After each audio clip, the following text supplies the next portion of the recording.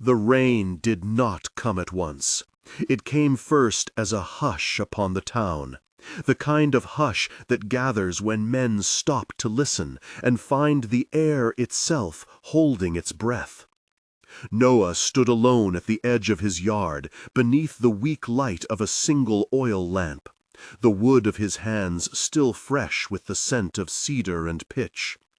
Behind him the house slept, his wife and sons wrapped in the stubborn quiet of those who rise before daybreak.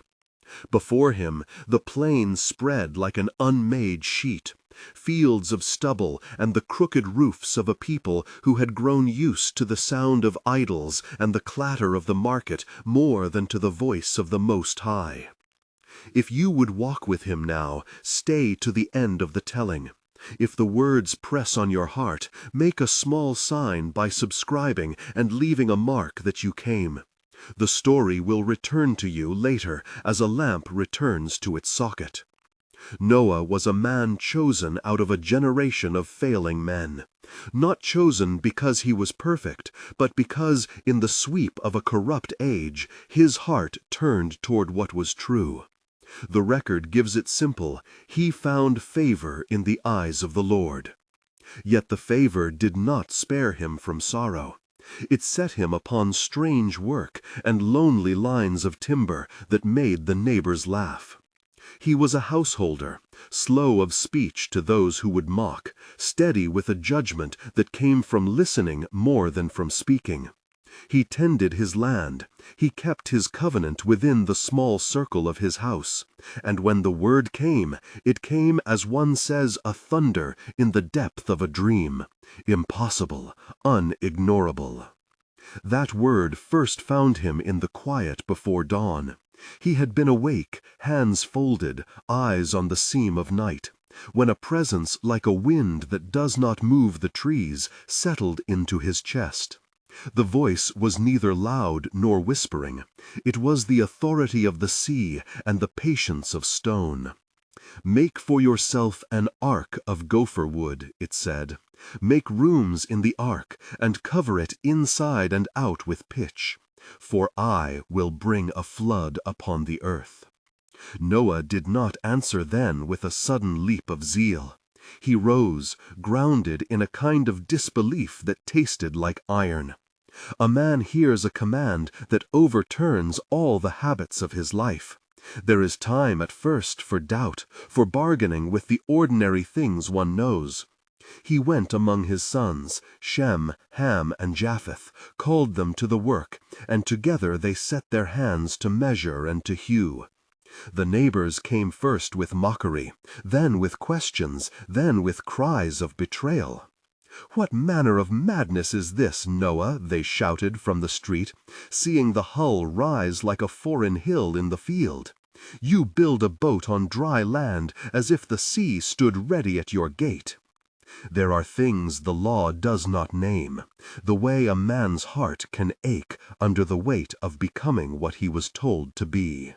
Noah kept a small ledger of days in his head, the births, the funerals, the many bargains he had made with the world, and in that ledger the voice of God rang like a tally. He remembered the old covenant of walk and faith through his father's lessons and his wife's patient counsel. Eunice and Lloyd, names not spoken of in Noah's own day, would have been words borrowed from a later telling. Here he had only the memory of a mother's hands that shaped bread, and a father whose brow taught the meaning of solitude. He took counsel with his wife in the deep of night, and in these private circles the truth was sharpened by fear and ironed by resolve. Between the planks and the nails, between the rising townspeople, a quieter drama unfolded, an interior education that no hammer could finish. Noah learned to listen for the cadence of the voice that had called him, to distinguish it from the clamor of his own anxieties. He learned also the cost of obedience, hard labor, ridicule, the slow thinning of acquaintances, and the persistent loneliness of a man who keeps a secret of doom while his city feasts.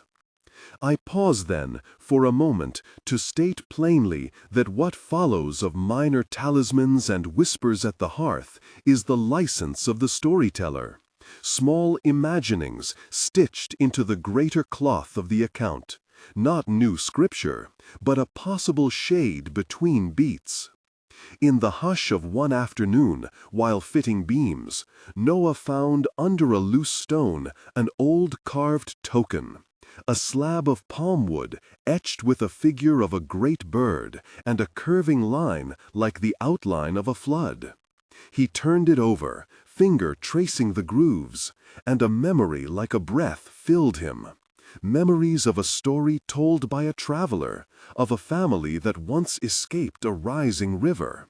Some of his workmen swore it was the mark of a weather-worn traveler. Some said it was a demon's trick. Noah kept it anyway, tucking it into his belt like a private scripture that reminded him of the fragility of all things. As the ark grew, it altered the neighborhood's geometry. Children used it for games, lovers used it for jest. Priests of silver idols circled, offering libations to keep their silence. The men of the town were quick with jokes at first, then sharp with threats, when the reality of the ark's bulk could no longer be ignored. Noah met threats with the timber's patience. He spoke seldom, but when he spoke, he named the day of the Lord's coming and the need for a door in the ark's side, an opening to the covenant sealed within. At his shoulder worked his sons, each bearing different temperaments. Shem, patient and watchful, measured every joint as if it were a prayer. Japheth sang the old sea songs in a tenor lifted to keep the men moving. Ham was younger, restless, sometimes impatient with the pace of holiness. In his eyes wandered the temptations of laughter and of fleeting pleasures, which do not always sit well with a father called to renunciation. Their mother, unnamed beyond the manner of women who kept households, moved among them with a steadfastness that steadied more than the hammer. Her hands tended the pitch, and her words soothed the doubts. She was the quiet hinge on which a family turned toward God's strange command. The animals came by a rumor of God. Beasts of the field wandered in off the hills and the ways as if guided by a gravity they could not name. 2 by 2 they filed into the ark's shadow, some anxious and fierce, some shy and watchful.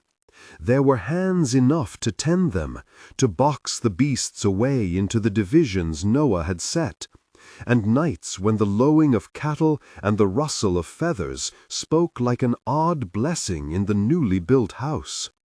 Men watched from the town gates and called it sorcery. Others, older and softer in the face, crossed themselves and prayed to their old small gods, wondering whether they had missed some warning that would have saved them. Not all opposition was outward. Within the beams of the ark, doubts were a quieter scourge. Noah questioned whether his sons carried the strength to bear a world remade, whether his wife's courage would hold against hunger and the lonely stretches of a sea-bound survival, whether the very act of saving life this way would harden him into a judge rather than a steward.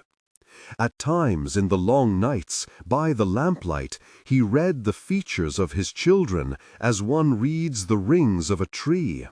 Years folded into signal, grooves of joy, and the pale scars of private grief. He prayed, not always in the language of temple petitions, but in a low breath that pressed against the roof of his mouth like a prayer. "If I am to keep the species of the earth," he whispered to the wood, "let me keep the mercy as well." Word of the ark traveled. Men came to ransom their kin. Others brought food. Some brought curses.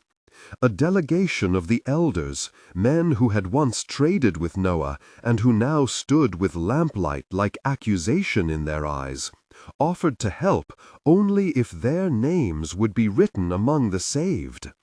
Noah refused. He knew the law given him. Only those whose hearts bent toward the covenant could enter the vessel. It was a terrible truth. Salvation is not the commodity of bargaining. That refusal widened the gulf between the house of Noah and the street. As the days waned, clouds gathered in manners no one could explain.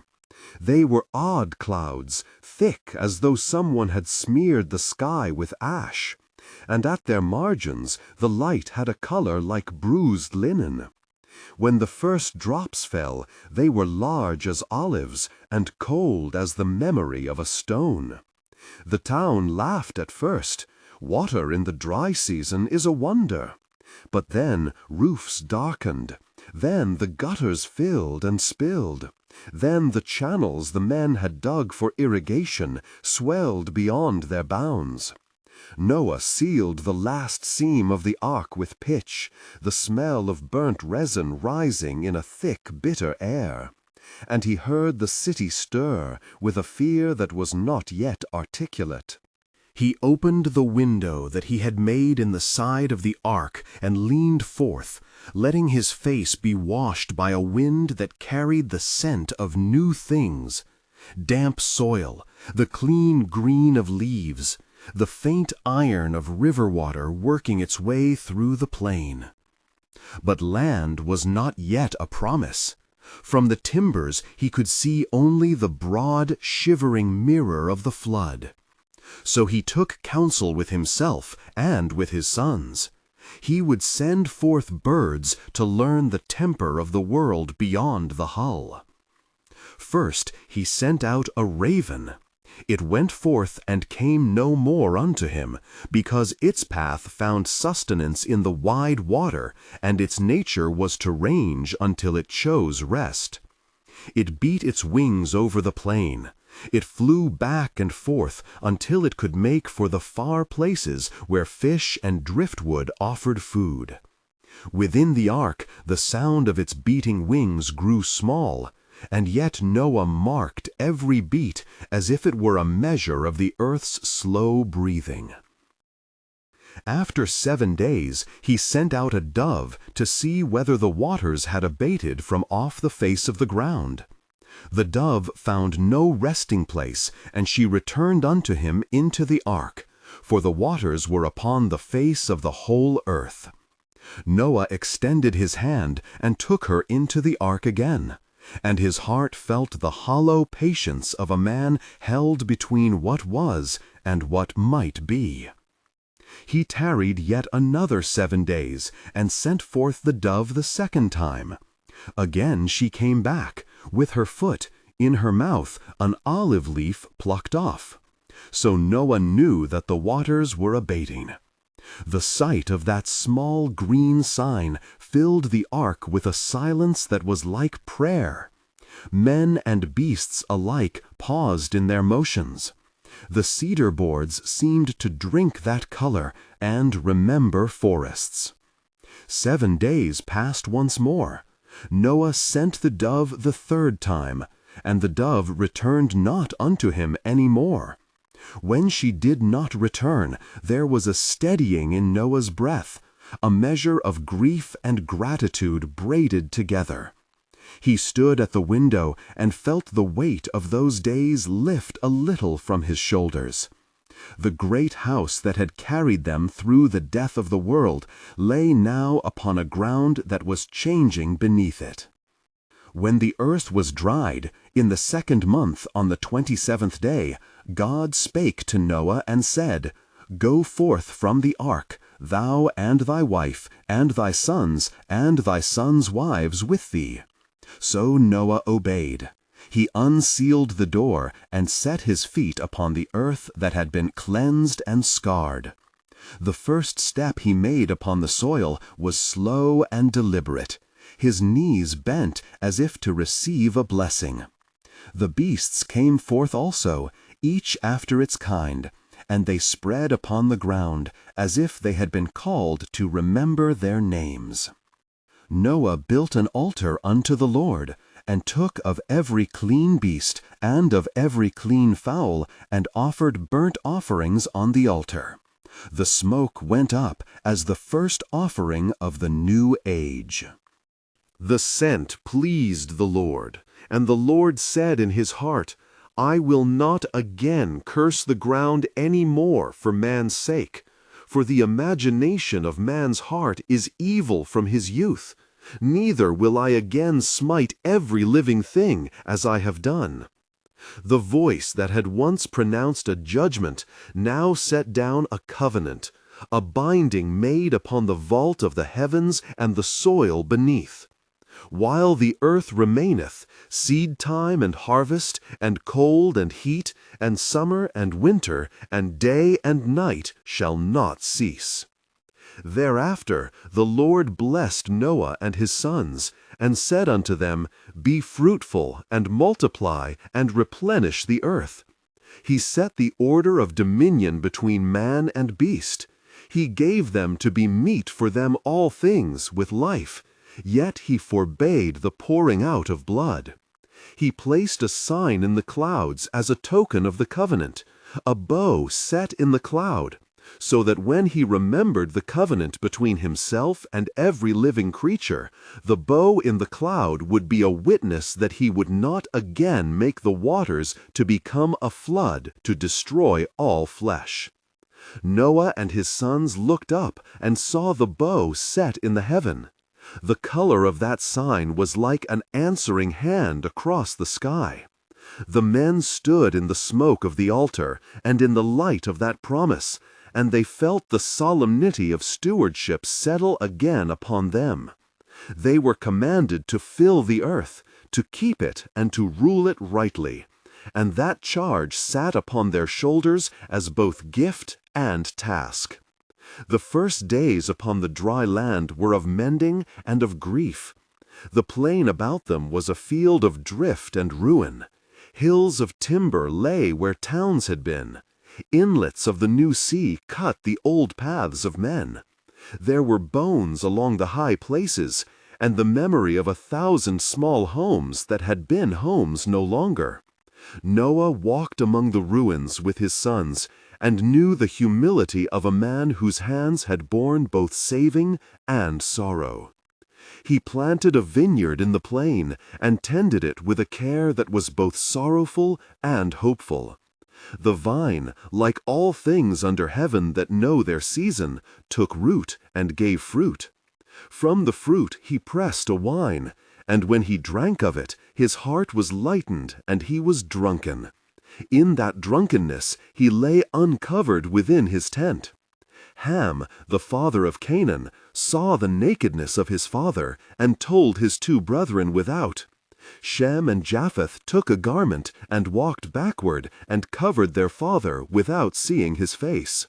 When Noah awoke from his wine, and knew what his younger son had done unto him, he called out and blessed Shem and Japheth. And he cursed Canaan, the son of Ham, and said, Cursed be Canaan, a servant of servants shall he be unto his brethren. Thus the generations moved forward, and Noah lived after the flood 350 years. He saw his sons' sons, and the seed multiply upon the face of the earth.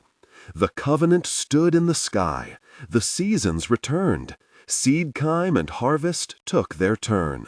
Yet a memoria das waters remained as a deep thing within the hearts of men, an old ache that altered their speech and their reverence. Noah's days after the ark were not all bright with ease.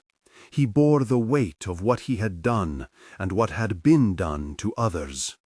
He taught his sons the names of beasts and the keeping of flocks. He showed them where to sow the seed and how to read the weather in the manner of the clouds.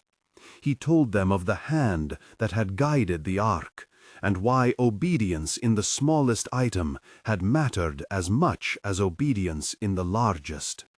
He told them, too, of mercy and its cost, that the saving of life may require a life of vigilance and the endurance of an unarching loneliness.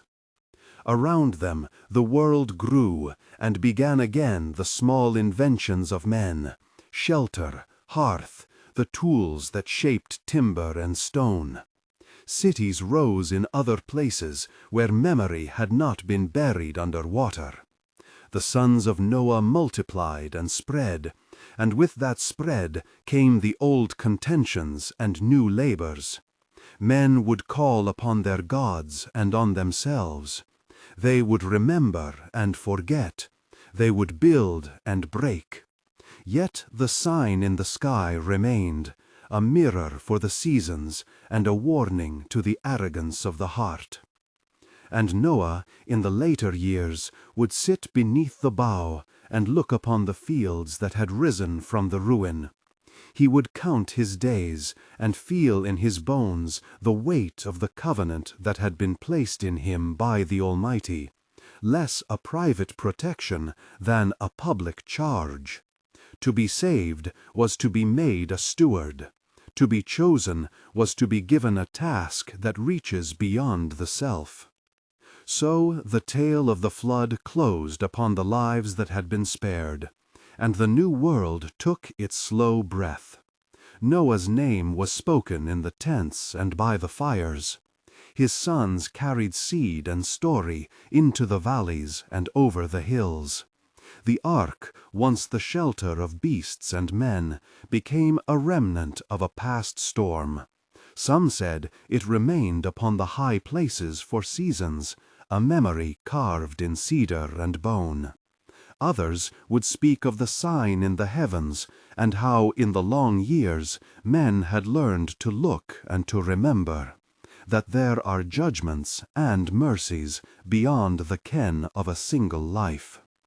Yet even as the generations spread, the hidden work of bearing what is saved continued. Noah taught his sons the measure of mercy, and they learned to weigh a life against many small comforts. He taught them how to tell an animal from its kind, how to bind, to feed, to lead. He taught them a hard humility, that the promise of God did not annul the need to labor, to watch, to keep covenant with the earth and with the Maker. In that teaching there was both a tenderness and an urgency, for the world, remade, was not yet entirely healed. The plain still bore scars. The waters had not forgotten their old voice. Men, too, still carried within them the pattern of their old reckonings. Noah watched his sons go down from the heights and make their tents in the valleys, and he prayed in a quiet manner that was neither boast nor despair, but a steadfast choosing to trust. Time folded around them.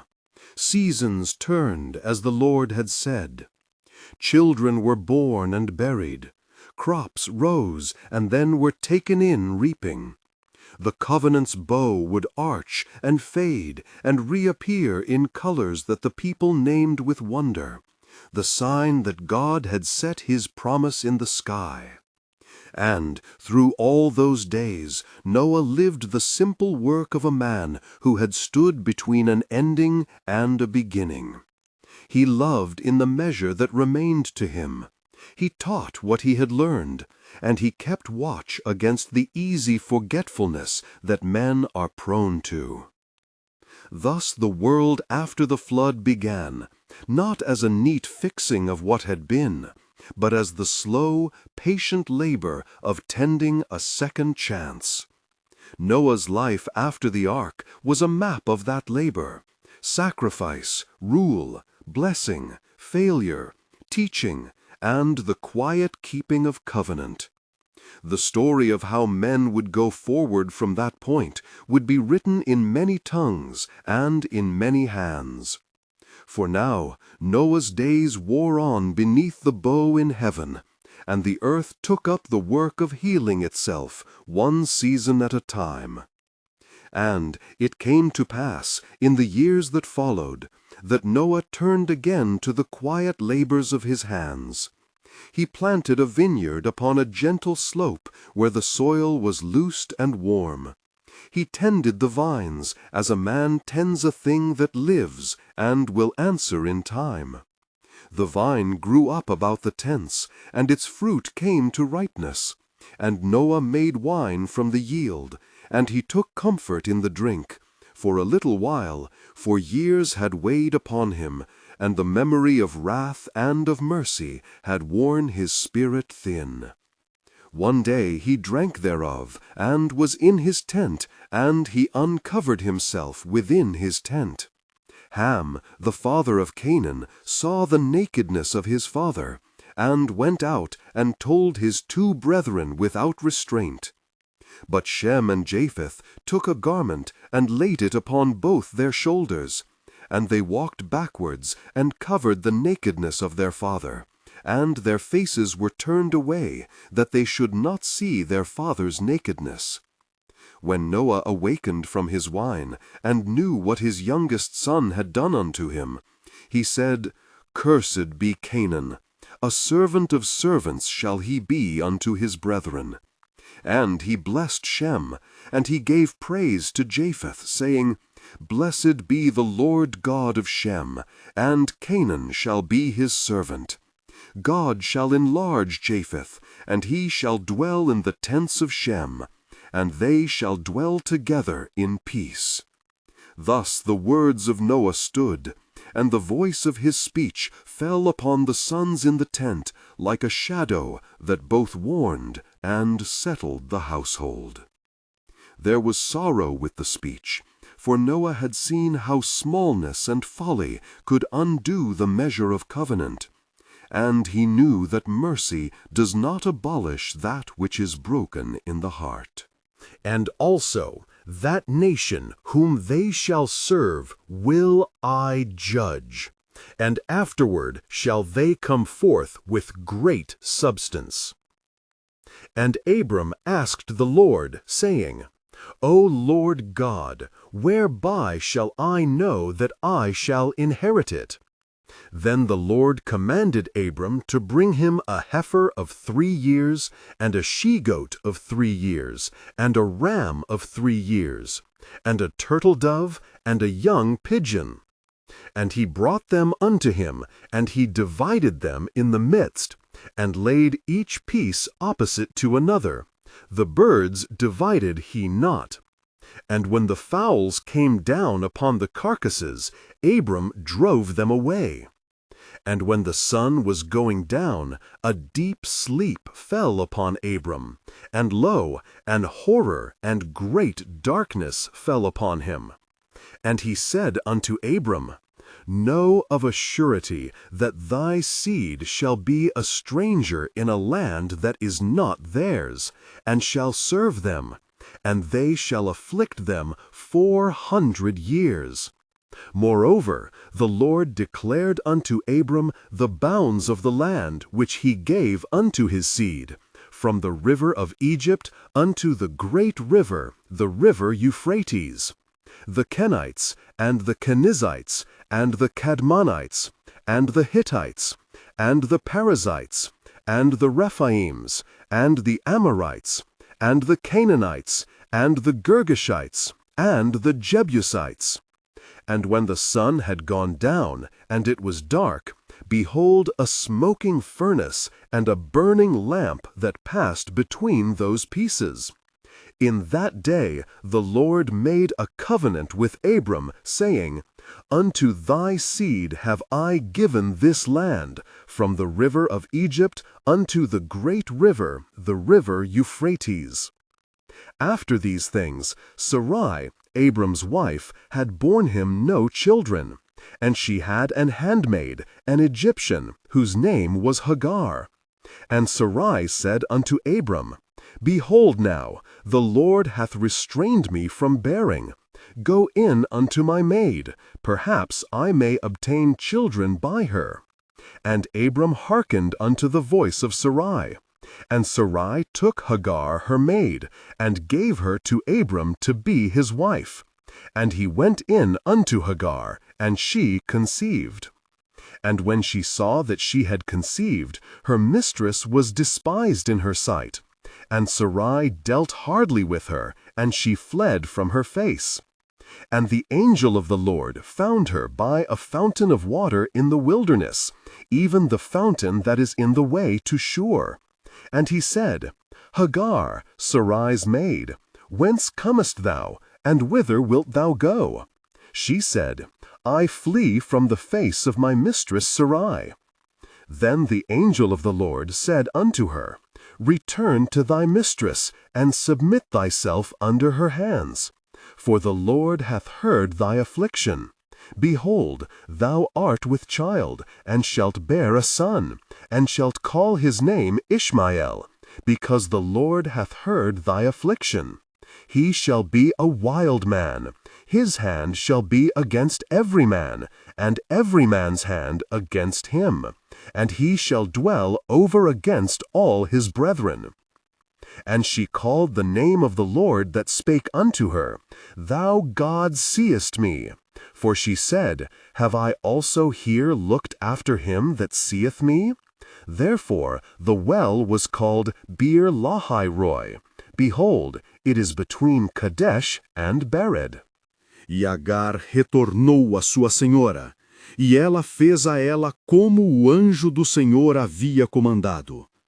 E Agar deu a Abrão filho, e Abrão chamou o seu filho de Ismael. E Abrão tinha 86 anos quando Agar deu Ismael a Abrão.